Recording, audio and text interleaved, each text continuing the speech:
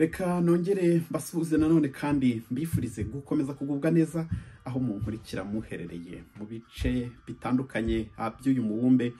Ndizera ko muri amahoro. Murabizi ko ndi kugenda mbagezaho sessions atandukanye ajyanye n'iby'ubuzima bw'ibi bihugu, ariko cyane cyane tugenda tuvuga kuri Canada kuko niho mbarizwa, niho mfitiye amakuru menshi atandukanye, cyangwa se navuga ko binyorohera kuyabona. Ndakomeza kandi mbashimira feedback mugenda mumpa. Ni iby'agaciro kubona umuntu ashobora gutanga amakuru abantu bakayakira neza, ntabwo ari ibintu bisanzwe. Ndabyishimira, nshimira umwanya mufata mureba video nshyiraho, nshimira commentaire mushyiraho mu buryo butandukanye. Uyu munsi ni ya ngingo nababwiye turi buvugeho, ingingo ijyanye no gusaba ubuhungiro. Ingingo itoroshye kuyivugaho kubera ko ari n'icyemezo kitoroshye kugifata. Iyo umuntu yageze muri iki gihugu, cyane cyane yasize umuryango, asize igihugu cye, asize ibintu bitandukanye, nicyo cyemezo navuga ko kiba kitoroshye, ari nayo ngingo tugiye kuganiraho uyu munsi. Nyita Vincent Vincent, nkunda amahoro, nkunda abantu, ngakunda ineza. Reka twinjire mu kiganiro cy'uyu munsi.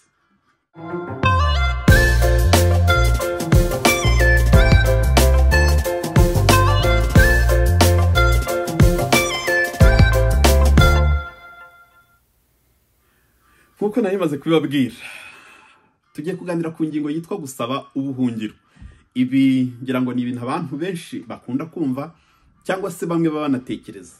Kumva umuntu aravuze ati jyewe ndamutse ngeze muri Canada, ikingoye ni ukubona ikihangeza gusa, nahita nsaba ubuhungiro. Hari igihe umuntu atekereza ko ibyo nyine ari ibintu byoroshye kubikora gutyo, bikaba birarangiye ukababaye umuturage w'igihugu. Ntabwo ariko bimeze. Hakaba utekereza ko ashobora kunyura mu buryo bwo gushakisha ishuri, yamara kuribona agasaba visa yayibona, yahagera agahita yidekarara. Ibyo ngibyo birakorwa ndetse byaranakozwe cyane muri iki gihe. Hari impinduka muri immigration, abanyeshuri bamwe batinye ko ibintu bishobora kutazagenda neza, nyuma bahitamo guhagarika kwiga basaba ubuhungiro. Ese ni igitekerezo cyiza? Reka tuze tubirebeho. Hakaba utekereza ati mbonye visa yo gusura nkagera mu gihugu, nahita nsaba ubuhungiro. Hakaba uvuga uti yewe ndamutse mbonye uburyo ubwo ari bwo bwose bwahangeza, nahita nsaba ubuhungiro. Nabanje gukora byarangira nkabona ntari kubona ubundi buryo bwo kuzahaguma, nkaba nasaba ubuhungiro. Reka tubiganireho. Gusaba ubuhungiro bigenda bite? Bisobanuye iki? Muzumva indimi zikoreshwa ngo ni asylum seekers, abantu basaba ubuhungiro. Muzumva dukoresha iryo jambo gusaba ubuhungiro cyangwa se kwidekarara, ibintu nk'ibyo. Ibintu bijyanye no gusaba ubuhungiro ni icyemezo navuga ko kitoroshye nkuko mubyumva. Nagiye numva n'abantu babimbazaho, bambwira bati ibyo bintu bikorwa bite, bigenda bite se, ese iyo umuntu asabye ubuhungiro bigenda bite? Impamvu uvuga ko ari icyemezo kitoroshye kugifata ni uko utabuzi neza decision izavamo, ntabwo ubuzi umusaruro uzavamo, kubera ko uba wasabye visa bakayiguha, ukaba werekanye ibyangombwa bituma baguha visa, ukaza ukahagera. Biragoye gutekereza ko ugiye gusaba ubuhungiro, ni ukuvuga ngo ugiye guhindura ukavuga ko urimo ushaka protection. Gusaba ubuhungiro icyo bivuze ni ukuvuga ko ufite impungenge, ufite impamvu zigaragaza ko udafite umutekano uri iwanyu, cyangwa se ubuzima bwawe budahagaze neza nuramuka usubiye iwanyu. Ikaba ariyo mpamvu iri gutuma usaba ubuhungiro. Ubundi muri make nicyo bisobanuye, ni ukuvuga ko nta mutekano ufite, ubuzima bwawe bushobora kuba buri mu kaga, then ukaba ukeneye protection y'iki gihugu. Hanyuma rero bikazagusaba kuzajya gusobanurira aba officers, abanyamategeko ba leta, ugatanga ubusobanuro bwawe busobanurira impamvu koko wumva ukeneye protection, impamvu yatuma udasubira iwanyu. Umuntu wese ashobora kubikora, ntawe babuza kubikora. Waba waje uje gusura, waba waraje uje kwiga ukabyihora ugahitamo kwidekarara, waba wari waje muri training runaka, waba wari waraje kuri work permit ikarangira ntubashe kubona indi, ugahitamo kwidekarara. Abantu bose bashobora kubikora. Ushobora kubikora uri mu gihugu already warahageze, ushobora kubikorera online, ushobora gushaka undi muntu bigufasha ni ukubyuzuza online cyangwa se ugashaka umunyamategeko akagufasha. Cyane cyane ko muri rusange ukeneye umunyamategeko kugira ngo gufashe kwiga dosiye nuko uzisobanura. Uwo munyamategeko nawe uramwishyura, murabizi ibiciro by'aba bagabo, cyane cyane aba bantu baba bakora tuzi turi professional, ni umunyamategeko se, ni umukonsilita, abo bantu baca amafaranga atari make. Icyo nacyo gihita kijya mu byo umuntu ahita atekerezaho yatekereje kwidekarara, kuko ntabwo nibaza ko ari dosiye ushobora kwikorera wenyine. Hanyuma rero yenda ntarajya kuri detaye zo kuba umuntu amaze kwidekarara, ibi ni ibintu bikorwa, abantu barabikora ndetse murabyumva hirya no hino, murabyumva abanyarwanda bacu bagiye babikora cyangwa se abarundi.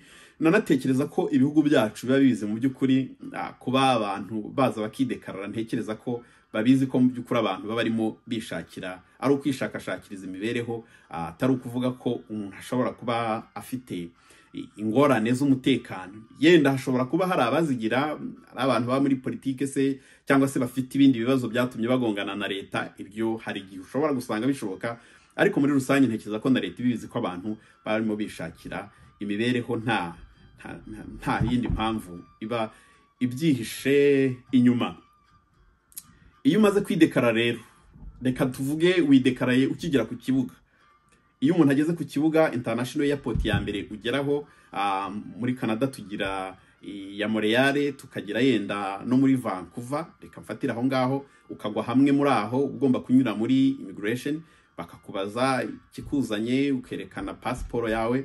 Hari abantu bashobora guhita bavuga ko barimo bashaka ubuhungiro, bakidekarara aho ngaho ko batazasubira iwabo. So iyo ushobora guhita iba step ya mbere, hanyuma bakagira ibyo bakubaza, bakagenda bagucisha mu zindi nzego zibishinzwe, bagakora ama assessment yabo kugeza yenda babonye ko ushobora kuba eligible, ko dosiye yawe bayohereza muri immigration bakayigaho ku buryo burambuye. No kuvuga ngo iyo case yawe yakiriwe, uri eligible yo kuba wasaba work permit mu gihe bari kwiga kuri dosiye yawe. Ndetse ushobora no gusaba study permit ukaba wiga mu gihe bari kwiga kuri dosiye yawe. Ntekereza ko muri rusange bakunda gutanga imyaka 2 ishobora kuba renewable mu gihe baba batararangiza dosiye. Iyo myaka 2 ni ukuvuga ko batekereza ko dosiye yawe ishobora kuzaba yararangiye, barayifasheho umwanzuro, barakwemeye, cyangwa se dosiye yawe barayanze. Iyo work permit ushobora gukorera aho ushaka hose, ushobora gukorera mu ntara ushaka iyo ariyo yose, ugakora ugashaka amafaranga utegereje umwanzuro uzava kuri dosiye yawe.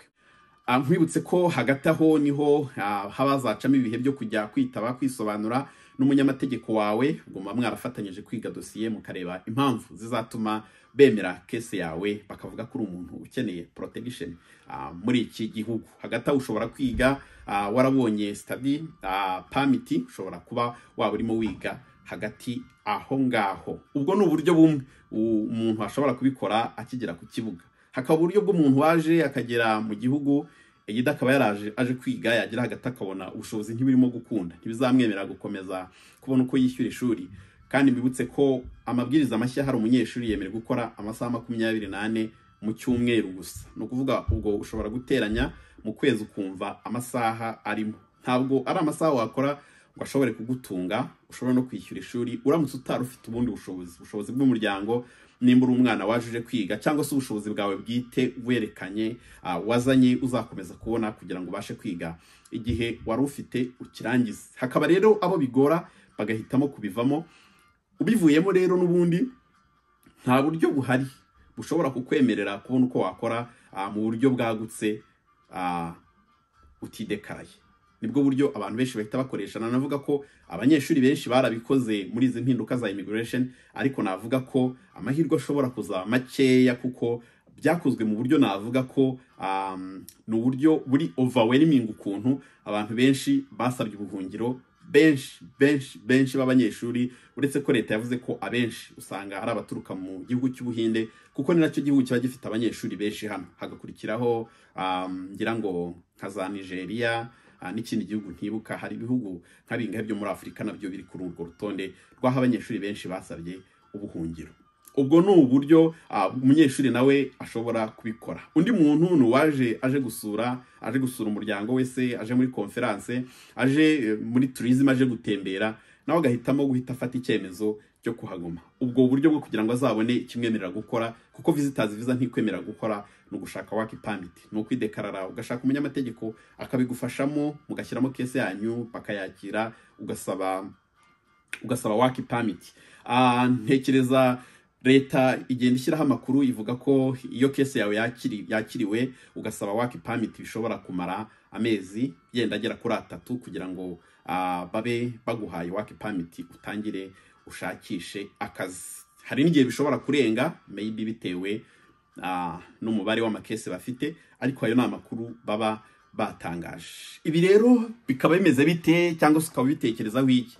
Ni ukuvuga ko iyo widekaraye ntabwo biba byoroshye ko uzabona ukongera gusohoka igihugu kugeza igihe case yawe bayemeye, approved, bakakwemera gusaba permanent residency, cyangwa se bikaba byanze bagahita baguha urwandiko gusaba gusohoka igihugu, kuko resulta ebyiri zivamo, either bemeye case yawe cyangwa se barayanze. Ubwo kuyanga no kuvuga ko ugomba gusohoka. Habaho n'ibintu byitwa kwa piringa, no kongera ugasaba ko wongera gukonsideringa case yawe. Ibyo nabyo bibaho ku buryo case bakomeza bayigaho kugeza bikunze cyangwa byanze. Aha rero umuntu wasize nk'umuryango niho ho kuba agomba gutekereza, no kwibaza se ni dekarara narasize umuryango ntazi igihe bizaciramo bizagenda biti. Ese umuryango wanjye uriteguye ko igihe bizamara cyose nta kibazo bizaba bikimeze neza? Izo ziba ari ingingo zo gutekerezaho. Ubundi ugatekereza se biramutse byanze nasubira iwacu meze gute, byagenda gute? Ibyo nabyo abantu bakabitekerezaho. Numva rero ari ayo makuru aba hari yo kubasangiza. Bitwara igihe kingana iki? It's unpredictable, niko navuga.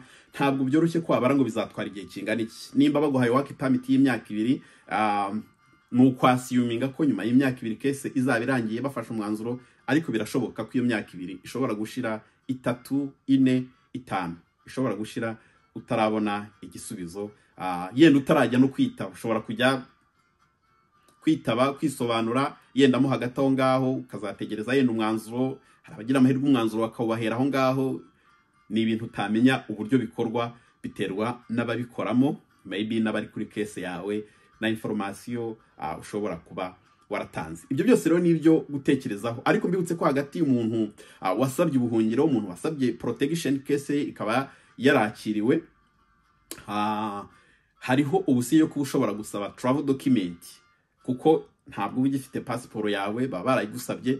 Travel document ikwemerera kuba ushobora gusohoka mu gihugu ukaba wajya ahandi hantu ukuyemo igihugu waturutsemo, kuko biba bisa nkaho igihugu wavuyemo uri mu gihunga. Ntabwo rero byakorohera kuba babona wagisubiyemo kandi waravuze ko utamerewe neza, bishobora kuba ingorabahizi, case yawe ishobora kuba yakwanga. Ibyo nabyo bijya bikorwa, ariko ntabwo bivuze ko iyo travel document umuntu wese ashobora kuyibona. Ni case by case, ashobora kwiga kuri dossier yawe bakabona nta mpamvu yo gutuma bayiguha, n'impamvu urimo uyisaba bakaba bayikwima, ukaba utegereje kugeza igihe case yawe izarangira. Nubwo buryo bugiye buhari. Mu magambo make navuga ko amakuru menshi ushaka detaye ujya kuri website ya government ukaba wasoma, ndaza kwipiringaho urebe ibintu bijyanye no gusaba ubuhungiro, step binyuramo, amakuru atandukanye bagenda bashyiraho. Iyo bafashe umwanzuro uri positive bigenda bite, iyo bafashe uri negative se kwa piringa byo binyura mu zihe nzira. Izo detaye zose ukaba wazisoma ukareba uko bimeze. Hari uvuga uti family yanjye iri okay, azirongazi nzashobora kuba nabona icyangombwa ngakora nkakomeza ngaprovidinga, bakaba bihanganye bagategereza. Ni case by case, ni ibintu byo kuganiraho ku bafite imiryango, ni ibintu byo gutekerezaho ku munyeshuri waje kwiga agahitamo gufata icyo cyemezo. Ni ibintu byo gutekerezaho, ese case yanjye niramuka yanzwe nzabyakira neza, bizaba ari amahoro. Nuko kuntu bimeze. Hanyuma rero mbibutse ko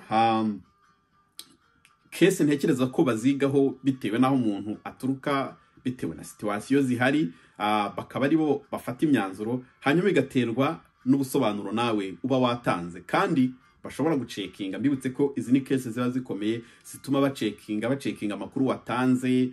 Ntekereza ko bashobora kuba banacekinga bakareba no ku gihugu cyawe, yenda bashobora kutinjira mu buyobozi, niko nakwibaza, kubera ko nimba urimo usaba ubuhungiro, urimo uhunga igihugu cyawe tuba ariko tubyita, ariko ntekereza ko abenshi mu by'ukuri butaba ari ubuhunzi ko mutera, ahubwo ari ugushaka uko umuntu ashobora kwibonera imibereho. Ntekereza ko banagenzura amakuru uba wabahaye, bakayanariza, bakareba neza nuko kuntu biba bimeze. Murabyumva mute? Hari abashobora kudusangiza amakuru, nubwo ntazi ko byoroshye ko umuntu ashobora kugusangiza amakuru ye yarabinyuzemo, simbizi, ariko waba ari free yo gutanga ayo makuru bishobora gufasha abantu, kuko dushobora kuba muri iki gihe dufite nk'abantu baje kwiga batashoboye gukomeza kubona ubushobozi bwo kwiga, bakaba barabyihoreye, bakaba barimo bibaza icyakurikiraho niki, bazabona uko bakora gute, ko yenda akazi bigoranye kukabona, ngo urenze ya masaha wemerewe gukora, bizagenda bite? Hari umuntu ushobora gufashwa n'ayo makuru ku muntu waba waranyuze muri izo nzira bigakunda. Dusangire ijambo rero, uko mubitekereza, ibibazo mushobora kwibaza. Hari ushobora kuba afite amakuru arambuye cyane cyane detail, kuko case by case ntabwo abantu bose bahuje experience muri ibyo bintu. Abantu tukaba twasangira amakuru, abantu bakumva uko bigenda, inyungu zivamo, igihombo kirimo nimba gihari, hanyuma abantu bakajya bamenya uko bakora ibintu mu gihe bashobora gufata imyanzuro imeze gutyo. N'aya makuru y'uyu munsi mbasangije. Ubwo ubutaha kuri video izakurikiraho tuzafata indi ngingo muri izi kategori z'ukuntu abantu baba bageze muri Canada, n'uburyo bashobora kuba bahaguma, ariko noneho bitanyuze muri ibyo gusaba ubuhungiro, ahubwo mu zindi kategori zitandukanye na opportunity zitandukanye abantu bashobora kwifashisha. Nimukomeze mugubwe neza, kandi mukomeze mube hafi yanjye mu biganiro bitandukanye genda mbagezaho. Naho ubutaha, mukomeze kuba amahoro hamwe n'imiryango yanyu. Ciao ciao.